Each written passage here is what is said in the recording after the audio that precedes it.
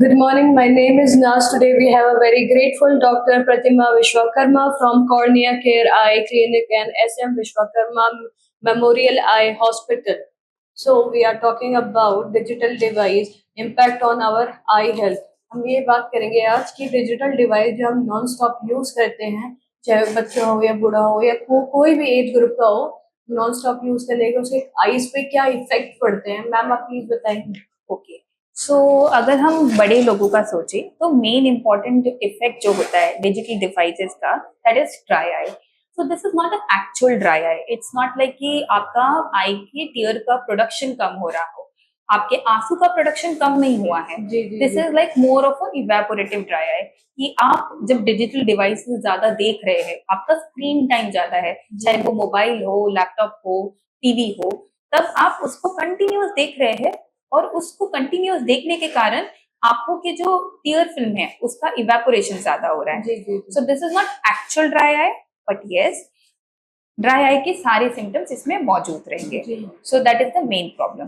Other problem would be accommodative spasm, क्योंकि आप जब आजकल के जमाने में स्पेशली जब हम मोबाइल बहुत क्लोजली देखते हैं और कंटिन्यूअस देखते रहते हैं, तो हमारे मसल्स रिलैक्स नहीं हो पाते। तो उसके कारण हमारा जो अंदर आई में एक लेंस है, वो एक पर्टिकुलर उसके मसल्स होते हैं, वो मसल्स स्पाज्म में चले जाते हैं। तो उसके कारण आई में पेन होना चालू होता है, ब्लरीनेस ऑफ विजन टेम्पररीली होता है, and then once you start looking elsewhere, जब दूर देखने लग जाओ थोड़ी देर बाद आपका वापस से रिलैक्स हो जाता है, ब्लरीनेस ऑफ विजन कम हो जाता है। So this is second impact. And then third impact is for children.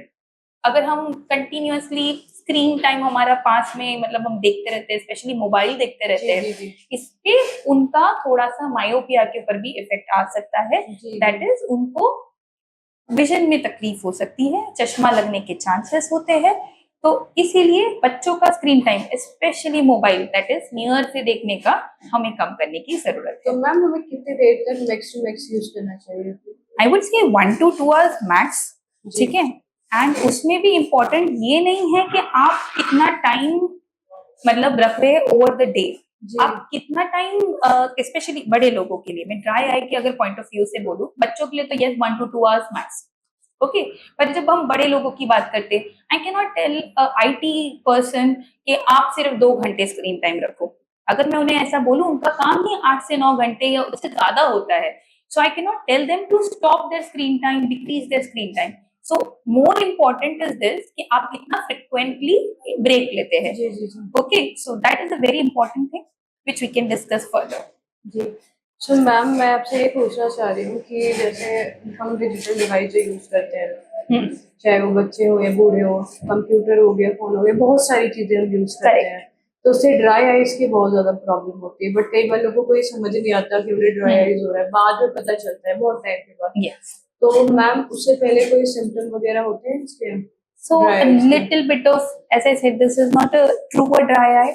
Okay, तो आप जब कंप्यूटर को देख रहे हो और उसके बाद भी आपके आंखों में ग्रिटीनेस सेंसेशन आता है, एज इफ कुछ कुछ लोग बोलते हैं जैसे कि कुछ कंकड़ चला गया हो, कुछ डस्ट चला गया हो। सो दैट इज वन सिम्टम कि आपको ग्रिटीनेस फील हो रही है, ऑकुलर इरिटेशन फील हो रहा है। किसी किसी का स्क्रीन टाइम ज्यादा होता है तो उनकी आई में रेडनेस भी आ सकती है, सूखापन, रेडनेस।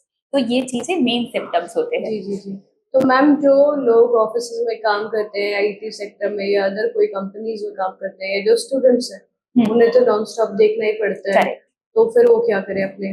तो as I said earlier itself कि दिस इज नॉट इम्पोर्टेंट कि आप कितने आवर्स स्क्रीन टाइम स्पेंड कर रहे हैं, इट इज इम्पोर्टेंट कि आप कितना ब्रेक ले रहे हैं। So what is the main mechanism? Main thing ये होती है कि जब हम स्क्रीन टाइम हमारा ज्यादा होता है, हम ब्लिंक नहीं करते। ओके, सो ब्लिंक नहीं करते, आईज का जो टीयर फिल्म होता है वो इवेपोरेट होना चालू हो जाता है। हमारी ब्लिंकिंग के कारण, ब्लिंक नहीं करने के कारण टीयर स्प्रेड नहीं होता है। सो इट इज इम्पोर्टेंट कि हम अपने आप को रिमाइंडर दे। इट्स अ नॉर्मल रिफ्लेक्स, आप खुद से सोच के ब्लिंक नहीं करते, बट अपने आप से रिमाइंडर दे के बीच बीच में हमें ब्लिंक करना है। Then there is this 20-20-20 rule. Every 20 minutes 20 seconds के लिए 20 फीट अवे देखिए, ठीक है। सो मैं अपने पेशेंट्स को सजेस्ट करती हूँ, या तो you can follow this rule, या तो every 20 minutes just take a break, simple break of 20-30 second, look away, take a stroll, है ना। So that is important. और Yes, one more important thing would be if you have a lot of symptoms, then consult your ophthalmologist. They will give you some lubricating eye drops. आप पानी मत डालिए आँख के अंदर, ठीक है। सबसे पहले मैं बोलना चाहूंगी कि हमारे यहाँ का पानी इतना सेफ नहीं और है, मैम कितने लोग है तो ना? रोज वाटर और हनी यूज करते वो हैं। तो बिल्कुल भी नहीं यूज करना चाहिए। हाँ। मैं तो बोल रही हूँ सादा पानी भी मत यूज कीजिए। हाँ। रोज वाटर और हनी से तो इन्फेक्शन के चांसेस बढ़ सकते हैं। कोई लोग घी डाल देते जी, हैं, जी, जी, दूध डाल देते हैं आग के अंदर, इन सब में इन्फेक्शन के चांसेस होते हैं। और हमारे सादे पानी से भी इन्फेक्शन के चांसेस हो सकते हैं। इतना क्लीन नहीं होता है। यस, क्लीन इतना नहीं होता है, आपको नहीं पता वो पानी कहाँ का है, कैसा है। So it is always better कि आप उसके बदले लुब्रिकेटिंग आई ड्रॉप्स यूज करें अगर आपको सिम्टम्स ज्यादा है, क्योंकि you don't need to use it continuously, क्योंकि आपके आंख का ड्राई आई एक्चुअल नहीं है, ऐसा नहीं है, प्रोडक्शन नहीं है।